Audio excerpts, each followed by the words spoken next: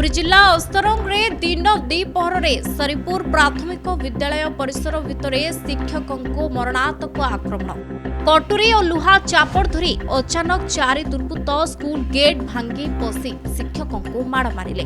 छाती प्रबल जंत्रणा, हाथ में शक्त आघात, शिक्षक गुरुतर। अभियोग पर भी पुलिस नीरव। शिक्षक अक्षय विश्वाल को प्रथमे अस्तरंग गोष्ठी स्वास्थ्य केन्द्र में भर्ती करा जायतिला। छाती जंत्रणा और आहत आघात गुरुतर थिबारु डाक्टर तांको अन्यत्र रेफर करिसेंती। अभिभावक कमिटी बैठक सरिबा परे ही एई योजनाबद्ध आक्रमण होइछे। दुर्बृत्त माने कार और मोटरसाइकल रे आसिथिले और धमक दे फरार होई जायछंती। तुमको और तुम परिवार को छाड़िबुनी। पत्नी को अभियोग अनुसार 4 जन व्यक्ति नाम रे अस्तरंग थाना रे स्पष्ट इतला दिया जायछे, किंतु अभियोग पर भी पुलिस अभियुक्तों विषय कौनसी सूचना देउनाही कि गिरफ पई ठोस पदक्षेप नै नाही। याकु नै स्थानीय लोके और शिक्षक संघों मध्य असंतोष बढ़ुछि। दिन द्विपहर स्कूल भितर गुरु को आक्रमण पर अस्तरंग रे आतंक।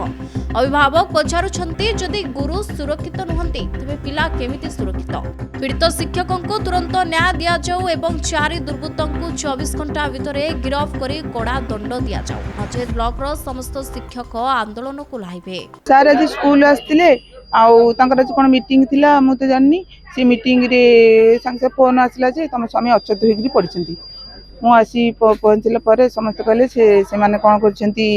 4 विजय कुमार विश्वाल एवं ता स्त्री मधुस्मिता विश्वाल एवं बीपी विश्वाल ता सांग एमती कौन 4 जन आसिकी आगुरी बसी थे कौटी लुचिकी बोधे एम मीटिंग सरिया पर पचारिक क्लासरूम भितर पशि आपको घोषाड़ी घोषाड़ी बाड़े तलीपट छाती की ये करी दलबद्ध भाव में बाड़े तले पकई छाती टाक बहुत जोरे माड़ देती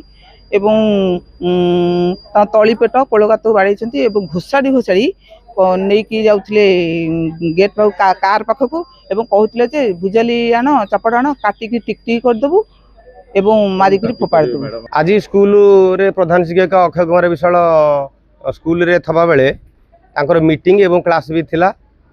क्लास पिला बसचंती मीटिंग करी गार्डियन माने बेले अतर्कित आक्रमण करा जायछि। बर्तमान तांको परे बीपी विशाल नंद स्वाई विजय विशाल कहीं सार आम से कहीपरूनु गाँव लोक दौड़ा दौड़ी होगी मु अचानक अस्तर को दौड़ा आसली पटा गोटे बाहर करी बोली खबर आसला तुम भाई को अतर्कित आक्रमण करी अचेत अवस्था पड़ी। एबे बर्तमान आम सांगे सांगे आम्बुलांस को फोन कलु, बीडीओ सार को जनइलु, बीओ को जनइलु। से कहले तुरंत आपण आसिक रेफर करंतु एवं पेशेंट को शीघ्र आम्बुलांस को फोन करी पठांतु।